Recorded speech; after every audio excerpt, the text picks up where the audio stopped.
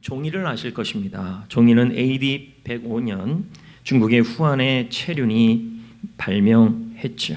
우리나라는 AD 300년경에 전파되었습니다. 그 후 서양으로 전파되어 발전을 거듭해갔죠. 1840년 독일의 켈러가 나무의 섬유를 종이의 원료로 사용하여 지금에까지 이르고 있습니다. 우리는 참 종이를 많이 사용합니다. 종이 위에 글을 쓰고 그림도 그리고 그러다가 잘못되면 구겨서 버리기도 하는 것입니다. 여기서 이 구겨졌다라는 말은 더 이상 쓸모가 없어졌다라는 의미입니다. 그런데 여러분, 인생도 종이와 같을 때가 있습니다. 구겨서 버림을 받는 경우, 구겨지는 경우도 있는 것입니다. 오늘 말씀에 보면 한 나라가 구겨져 버렸고 인생이 구겨져 버린 것이 나옵니다. 그는 예레미야와 유다 나라입니다. 예레미야가 살던 시대는 소망이 없었고 그리고 희망이 없었습니다. 왜냐하면 국가가 고난을 받고 있었기 때문이었습니다. 그래서 개인도 이 고통으로 힘겨워하고 있었습니다. 그래서 오늘 서두에 설명한 것처럼 오늘 말씀의 제목처럼 우리 자신도 나라도 모두 구겨져 버렸습니다. 그들의 상황을 좀 더 살펴보겠습니다. 1절 5절입니다. 1절 5절 다 같이 읽습니다. 시작. 여호와의 분노의 매로 말미암아 고난 당하는 자는 나로다. 나를 이끌어 어둠 안에서 걸어가게 하시고 비단에서 걸어가지 못하게 하셨으며 종일토록 손을 들어 자주자주 나를 치시는도다. 나의 살과 가죽을 쇠하게 하시며 나의 뼈들을 꺾으셨고 고통과 수고를 쌓아 나를 애우셨으며. 이 말씀은 예레미야의 고백입니다. 나는 어둠의 길을 걷고 있다. 나의 몸은 고통 중에 있다. 고통이 나를 에워싸고 있다. 나는 희망을 잃어버렸다. 예레미야는 자신의 인생이 구겨져 버렸다고 예레미야애가 3장 1절에서 5절까지 고백하고 있습니다. 그래서 그는 17, 18절에 다시 한번 자신의 상태를 설명하고 있는 겁니다. 자, 읽어볼까요? 시작. 주께서 내 심령이 평강에서 멀리 떠나게 하시니 내가 복을 내어 버렸으며 스스로 이르기를 나의 힘과 여호와께 대한 내 소망이 끊어졌다 하였도다. 이 말씀은 이런 의미예요. 내 나라가 고통스럽습니다. 나는 짙은 어둠 속을 걷고 있습니다. 평강이 사라지고 복은 사라져가고 있습니다. 하나님도 멀리 계신 것 같습니다. 이제 나는 소망이 끊어졌습니다. 여러분, 이 말씀을 보면 예레미야가 살던 나라, 그 시대는 한 나라가, 유다 나라가 온통 구겨져 버렸고 그 나라 속에 살아가는 사람들과 예레미야도 그들의 인생이 구겨져 버렸음을 보여주고 있습니다. 그럼 여러분 현재 우리는 어떻습니까? 코로나로 인해 구겨져 버렸습니다. 한국 교회도 무너져가고 있는 모습이 보이고 있지 않습니까? 예레미야는 자신의 나라와 자신 자체가 무너져가는 이 모습을 보면서 이 상황을 생각하면 생각할수록 마음이 낙심했다 그럽니다. 20절입니다. 내 마음이 그것을 기억하고 내가 낙심이 되오나. 예레미야는 이런 상황들 때문에 낙심하고 있다는 거예요. 이런 나라의 상황, 현실의 상황, 이 모든 상황만 생각하면 자꾸 마음이 낙심이 되고 마음이 구겨져 버렸다는 것입니다. 그러나 우리가 여기서 끝난다면 우리는 하나님을 믿을 이유가 없죠. 하나님은 이 구겨지는 상황, 구겨지는 나라, 구겨지는 개인을 향하여서도 그 상황이 하나님의 영광을 나타낼 기회로 만드신다는 거예요. 58절 말씀을 보겠습니다. 이 말씀에 보면 예레미야의 마음에 낙심이 있고 절망이 있는데 그 절망함을 하나님이 풀어주셨다. 건져주셨다. 이 말을 우리는 다른 말로 표현한다면 이 상황에 구겨지는 상황, 무너지는 상황, 낙심하는 상황에 하나님께서 자신의 영광을 드러냈다는 말입니다. 자, 이 영광이라는 단어, 우리 흔히 그러잖아요. 하나님의 영광이 나타나야 된다. 이 영광이라는 단어는 이런 뜻입니다. 어떠한 장소에 하나님의 다스림이 나타난다는 거예요. 하나님의 다스림, 하나님의 능력이 나타난다. 그래서 우리가 이 무너지는 대한민국 위에, 쓰러져가는 대한민국 위에, 우리의 인생 위에 하나님의 영광이 나타나게 해달라는 말은 하나님의 다스림과 하나님의 능력이 나타나야 한다는 말이 되는 것입니다. 이것을 시편 19편 1절은 이렇게 말씀합니다. 다 같이 읽어봅시다. 시작. 하늘이 하나님의 영광을 선포하고 궁창이 그의 손으로 하신 일을 나타내는도다. 여기서 하나님의 영광이 나타난다는 말이 그의 손으로 하신 일을 나타낸다는 말입니다. 그러므로 하나님의 영광이라는 말은 하나님의 손으로 하신 일이 나타난다, 하나님의 다스림이 나타난다, 하나님의 능력이 나타난다, 이 뜻인 것입니다. 구겨진 상황, 한계 상황에 하나님의 영광이 나타나고 드러난다라는 말은 하나님께서 하나님의 손을 보여주신다, 하나님의 능력을 보여주신다, 하나님의 능력을 보여주신다, 이런 의미가 되는 것이죠. 요한복음 11장에는 마르다와 마리아의 이야기가 나옵니다. 그들은 예수님께 긴급한 전가를 보냅니다. 지금 오라버니가 죽어가고 있어요. 예수님 빨리 와주세요. 그러나 예수님은 나사로가 죽을 때까지 오지 않으셨습니다. 두 자매가 은근히 화가 났습니다. 나중에 예수님이 오셨습니다. 자매는 예수님에게 따지듯이 말했습니다. 예수님께서 빨리 오셨다면 내 오라비가 죽지 않았을 것입니다. 이제 소용이 없습니다. 오라비는 이미 죽었습니다. 다 끝났습니다. 구겨졌습니다라는 뜻이겠죠. 그러자 예수님이 말씀합니다. 지금 이 상황은 희망이 없는 상태임을 나도 안다. 내가 빨리 도와주지 않아서 속 상하느냐, 빨리 와서 해결해 주지 않아서 속이 상하느냐, 걱정하지 말아라. 아무리 힘든 상황이라도 내가 해결하지 못할 상황은 없다. 이 일로 인해 하나님의 영광이 나타날 것이다, 하나님의 능력이 나타날 것이다. 사실 요한복음 11장 41절에 예수님이 뭐라 그럽니까? 이 일로 인해 하나님의 영광이 나타나게 해달라고 말씀합니다. 하나님의 영광이라는 말은 하나님의 능력, 하나님의 다스림이 나타나게 해달라는 겁니다. 구겨진 상황, 무너진 상황에서도 하나님은 하나님의 영광을 나타내 주신다라는 것입니다. 현재 우리나라 상황을 신문에서는 데드크로스라고 말합니다. 데드크로스라는 말은 경제 심리학적 용어인데 모든 것이 평균보다 하락하고 있는 상태, 부정적 평가를 받고 있는 상태를 데드, 죽음의 교착점에서 떨어졌다는 상태이죠. 코로나19라는 상황은 짙은 먹구름입니다. 이런 고백들이 입에서 나옵니다. 하나님이 빨리 도와주셨으면 우리가 좀 더 빨리 일상으로 돌아갈 텐데, 마치 마르다와 마리아의 고백입니다. 하나님이 좀 더 일찍 그의 영광을 보여주시면, 그의 능력을 보여주시면 우리가 좀 더 빨리 예배드릴 수 있을 텐데, 그런데 상태는 좋아지지 않고 점점 상황은 좋아지지 않고 있는 것이죠. 사랑하는 성도 여러분, 코로나19로 한국교회는 이대로 끝나지 않을 겁니다. 코로나19로 우리는 이대로 무너지지 않을 것입니다. 아무리 힘든 상황이라도 하나님이 해결하지 못할 상황은 없습니다. 이 힘든 상황이, 오히려 이 어려운 상황이 예레미야의 고백처럼 하나님의 영광이 나타나는 계기가 될 것입니다. 하나님의 능력, 하나님의 다스림이 나타날 것이라는 것입니다. 모든 한계의 끝에는 하나님이 있습니다. 내 지혜의 끝, 내 능력의 끝에는 언제나 하나님이 기다리고 있습니다. 정말 어떻게 해야 좋을지 모르는 상황 아닙니까? 모세는 홍해 앞에서 하나님의 영광을 보았습니다. 내는 주의 영광을 보내. 우리는 지금 이 상황에서 이 구겨져가는 인생, 구겨져가는 이 현실을 보면서 한숨이 왜 안 나오겠습니까? 그러나 이 상황에서 우리는 이렇게 예레미야처럼 고백해야 되는 것입니다. 하나님의 영광이 나타날 것이다, 하나님의 능력이 나타날 것이다, 하나님이 다스려 주실 것이다. 그 고백이 있어야 할 줄 믿습니다. 여러분, 왜 그렇습니까? 왜 구겨진 몸, 구겨진 마음, 구겨진 믿음, 구겨진 대한민국, 구겨진 믿음, 이 모든 이 현실을 보면 한숨만 나는 이 상황에서도 하나님께서는 이 구겨진 상황에서도 왜 하나님의 영광을 드러내실 거냐는 거예요. 이유는 하나예요. 하나님의 인자하심 때문이에요. 볼까요? 22절, 23절이에요. 예레미야의 고백입니다. 구겨진 상황에서 나온 고백. 시작. 여호와의 인자와 긍휼이 무궁하심으로 우리가 진멸되지 아니하며. 진멸되지 않는다는 말은 뭘까요? 완전히 구겨졌지만 끝나지 않을 것이다. 인자하심, 긍휼하심은 뭘까요?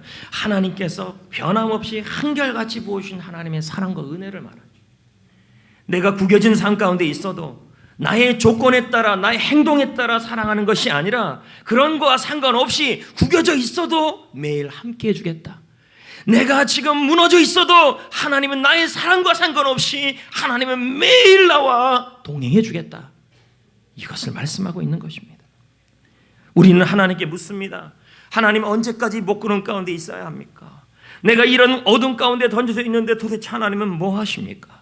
하나님은 나를 사랑하지 않는 거 아닙니까? 하나님이 나를 버린 거 아닙니까? 내 삶은, 내 마음은, 내 몸은, 내 나라는, 내 한국교회는 이미 구겨진 종이가 되어버렸는데 나는 도대체 어떻게 해야 합니까? 우리는 묻지 않습니까? 예수님도 십자가에서 영혼의 목구름 가운데 있을 때 외쳤습니다.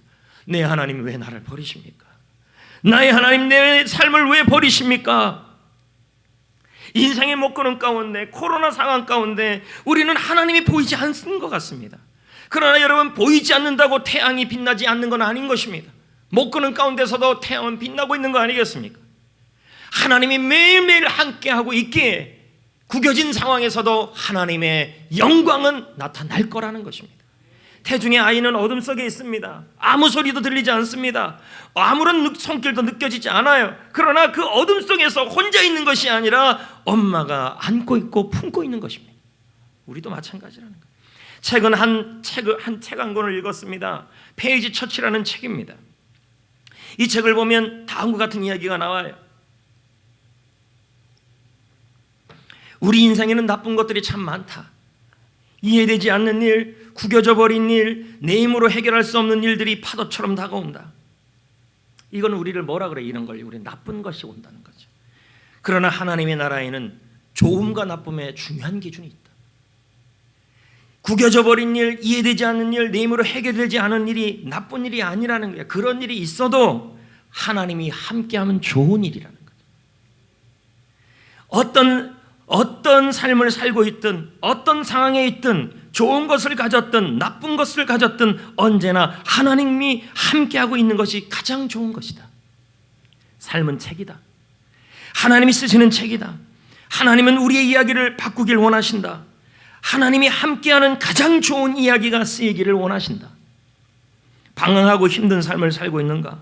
아픔과 어려운 삶을 살고 있는가? 이제 하나님이 쓰실 차례이다. 하나님이 함께함으로 쓰실 거라는 거죠. 하나님은 우리의 구겨진 삶에도 최고의 이야기를 쓰실 수 있는 분이십니다. 왜요? 나의 조건과 나의 구겨짐으로 나를 사랑하는 것이 아니라 인자하심으로 사랑하기 때문이에요. 변함없이 함께하고 있기 때문인 것입니다. 지금 코로나 상황에서 목회 전반이 구겨져 버렸습니다. 하지만 한계 상황에서 한계의 끝에는 하나님이 계시고 내 지혜, 내 능력의 끝에는 언제나 하나님이 기다리고 계시는 것입니다. 그래서 구겨진 삶에도 최고의 이야기를 하나님이 쓰실 것입니다. 하나님의 변함없는 사랑이 우리와 함께하기 때문인 것입니다. 그러므로 여러분, 이런 구겨진 상황에서 우리는 어떻게 해야 할까요? 여러분, 하나님의 영광이 여러분의 삶 속에 나타나야 한다면 우리는 이 구겨진 상황에서 하나님께 영광을 돌려야 합니다. 말이 달라요, 여러분. 하나님의 영광이 나타나는 것은 하나님의 이 장소 가운데 하나님의 다스림과 능력이 나타나는 것이고, 이 구겨진 상황에서도 하나님께 영광을 돌리는 것은 또 달라요. 영광 돌리는 게 뭘까요? 세 가지를 의미해요. 세 가지. 첫 번째, 본문 21절을 보겠습니다. 이것을 내가 내 마음에 담아두었더니 그것이 오히려 나의 소망이 되었다. 그것을 내 마음에 담아두고 생각했더니 뭐가 생겨요? 소망이 생겼다는 거예요. 이것이 뭐냐는 거죠. 21절 지나 22, 23절이 하나님의 인자하심, 하나님의 영광이, 하나님의 긍휼하심이 무너져가는 이 민족 가운데, 나의 인생 가운데 나타날 거라는 이 사실을 내가 뭐 했더니요? 생각하니까 소망이 생겼다는 거죠. 여러분, 로마서 1장 21절을 보겠습니다. 뭐가 하나님께 영광 돌리는 것인지 보자고요. 시작. 하나님을 영화롭게 아니하며 오히려 그 생각이 허망하여지며. 그럼 뭐예요? 하나님을 생각하는 것이 하나님을 영화롭게 하는 것이다. 여러분, 구겨진 상황, 이 코로나 상황에서도 우리는 하나님이 하실 일을 생각해야 해요. 그럴 때 하나님께 영광 돌리는 일이 돼요. 그럴 때 하나님께서 하나님의 영광을 나타내 주셔요. 무엇을 생각해야 될까요? 구겨진 내 삶에 하나님이 함께하고 있다고 생각하시고, 붕괴된 이 나라에도 하나님이 최고의 이야기를 쓸 것이라고 생각하시고, 하나님의 영광이 나타날 것이라고 생각하는, 이것이 바로 하나님께 영광 돌리는 모습이에요. 두 번째, 하나님의 영광 돌리는 모습이 뭘까요? 로마서 15장 9절이에요. 읽어봐요. 시작. 이방인들도 그 긍휼하심으로 말미암아 하나님께 영광을 돌리게 하려 하심이라. 기록된 바 그러므로 내가 열방 중에 주께 감사하고 주의 이름을 찬송하리로다. 그럼 뭐예요? 하나님께 영광 돌리는 것이 뭐냐? 주께 열방 중에서 감사하고 주의 이름을 찬양하는 일이 하나님께 영광 돌리는 일이라는 거예요. 여러분, 감사하다는 단어는 THANK예요. 근데 이 단어는 THINK에서 나와서 생각하다. 그럼 조금 전에 하나님이 하실 일을 생각하는 게 하나님께 영광 돌리는 일인데, 하나님이 하실 일을 생각하면 하나님이 하실 일에 대하여 감사까지 하는 게 하나님께 영광 돌리는 일이라는 거예요. 김병태 목사는 말합니다. 감사는 생각에서 나온다. 하나님이 하신 일을 생각하라. 그리고 주변 사람들이 당신을 위해서 한 일을 생각하라. 그리하면 감사가 저절로 나온다. 여러분, 구겨진 인생에, 구겨진 이 코로나 상황에서 우리가 할 일은 하나님께 영광 돌리는 일이에요. 그것은 하나님이 하실 일을 감사할 거예요. 뭘 감사해야 돼요? 하나님이 무너진 상황에서도 최고의 이야기를 써 가실 것이다. 하나님이 무너진 상황에서도 하나님의 영광, 하나님의 손, 하나님의 능력을 나타내실 것이다. 그래서 하나님 감사합니다. 이게 바로 하나님께 영광 돌리는 일이에요. 마지막 하나님께 영광 돌리는 일이 무엇이냐? 바로 환난 중에 하나님께 기도하는 일이에요. 여러분, 예수님은 나귀 새끼를 타고 예루살렘에 입성하셨어요. 사람들은 예수님을 따르며 큰 무리를 이루었어요. 얼마 후에 예수님은 십자가를 지셔야 했어요. 자신의 앞길이 캄캄해요. 왜? 이제 자신의 앞길이 캄캄하고 무너지고 구겨지고, 이때 예수님이 어떻게 했을까요? 하나님, 제발 이 고통이 지나가게 해달라고 기도했나요? 그게 아니죠. 특히 여러분, 요한복음 12장 28절은 예수님의 기도의 내용인데 이렇게 나와요. 뭐라고? 이 십자가 앞에서 드린 예수님의 기도의 내용입니다. 자, 읽어볼까요? 시작. 아버지여, 아버지 이름이 영광스럽게 하옵소서 하시니, 이에 하늘에서 소리가 나서 이르되 내가 이미 영광스럽게 하였고 또다시 영광스럽게 하리라. 자, 무슨 기도를 드렸어요? 이 고통이 하나님의 영광이 되게 해달라. 십자가가 하나님의 영광이 되게 해달라.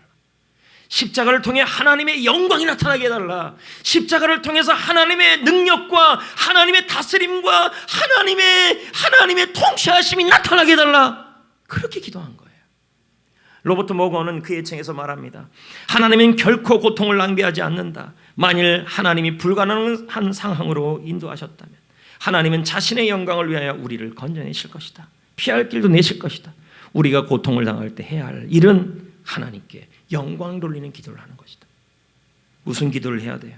하나님, 이 환경에서 벗어나게 해주소서가 아니라 하나님, 이 환경을 통하여, 이 코로나를 통하여, 이 무너진 상황을 통하여 하나님의 영광이 나타나게 하여 주옵소서. 하나님의 능력이 나타나게 하여 주옵소서. 하나님의 다스림이 나타나게 하여 주옵소서. 하나님의 가장 좋은 이야기가 써지게 하여 주옵소서라고 예수님처럼 기도하셔야 된다는 거예요. 하나님께 영광 돌리는 일이요. 여러분, 이제 말씀을 맺으려고 합니다. 이런 말이 있어요. 구겨진 종이가 멀리 날아간다. 실제로 여러분, 종이를 구겨서 던져보면 훨씬 멀리 날아가요. 왜 그럴까요? 종이 안에 무슨 힘이 있어서 그럴까요? 아니죠. 종이가 무거워졌기 때문이죠. 우리도 구겨집니다. 자녀가 위기를 당하고, 복잡한 법률 문제로 구겨지고, 대학 등록금으로 구겨지고, 인간관계로 구겨지고, 코로나로 구겨지고, 이 모양 저 모양으로 마음이 구겨지고, 몸도 구겨지고, 삶도 구겨집니다. 구겨질 때 우리는 무거워집니다. 왜 무거워질까요? 하나님이 더 함께하기 때문입니다. 고린도서 4장 7절에 뭐라 그럽니까? 이보배를 이 보배를, 이 예수님을 질그릇 안에 가졌다. 어디 임직자 교육 할 때 이 질그릇에 대한 얘기가 나와요. 질그릇이 뭐냐? 흔히 우리가 말하는 그러한 그릇인 줄 알았는데 그게 아니라 일회용 그릇이었다. 한 번 쓰고 버릴 아주 쓸모없는 그릇이 바로 이 질그릇이라는 거예요. 근데 이 질그릇도, 이 버림받을 만한 그릇도 보배가 들어가니까 쓰임 받는다는 거죠. 우리는 얼마나 지금 구겨져 있습니까? 근데 무거워졌습니다. 나는 가볍지만 주의 인자하심이 함께하고 있기 때문에, 주의 보배가 예수 그리스도가 함께하고 있기 때문에 우리는 무거워졌습니다. 그리고 그 예수님께서, 그 하나님께서 구겨진 나의 삶에 하나님의 영광을 나타낼 겁니다. 이 민족 위에 하나님의 능력을 나타낼 것입니다. 하나님의 다스림을 나타낼 것입니다. 로버트 모건 목사는 말합니다. 어떻게 하면 여기서 빠져나갈까 질문하지 말고, 어떻게 하면 코로나에서 벗어날까, 어떻게 하면 지금의 이 법률 문제, 위기, 등록금 문제, 인간관계 문제, 마음의 문제, 이것을 벗어날까 질문하지 말고 어떻게 하면 이런 상황에서 하나님께 영광 돌릴까를 질문하라. 노력하라. 그리하면 새 길이 열릴 것이다. 이 상황에서 하나님께 어떻게 영광 돌릴 수 있을까요? 세 가지를 얘기했어요. 하나님이 하실 일을 생각하라. 하나님이 하실 일에 감사하라. 하나님이 이루실 일에 기도하라. 영광이 나타나기 위해 기도하라. 그럴 때 하나님께서 최고의 이야기를 여러분 인생에 쓰실 줄 믿어야 합니다.